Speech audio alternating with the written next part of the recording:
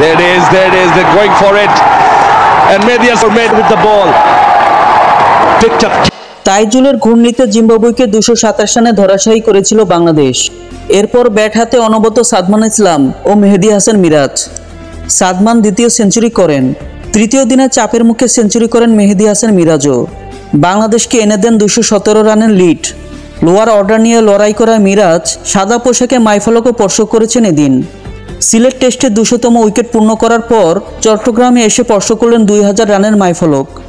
Test ক্রিকেটের 53 ম্যাচেই এই দুই কীর্তি অর্জন করে মিরাজ প্রবেশ করলেন এক অনন্য অভিজাত ক্লাবে।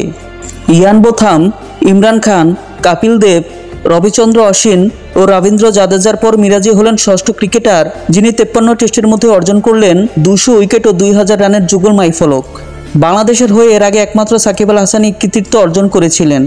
সিলেট টেস্টে জিম্বাবুয়ের বিপক্ষে শেষ ইনিংসে 5 উইকেট নিয়ে টেস্ট ক্যারিয়ারে 200 উইকেট পূর্ণ করেন মিরাজ।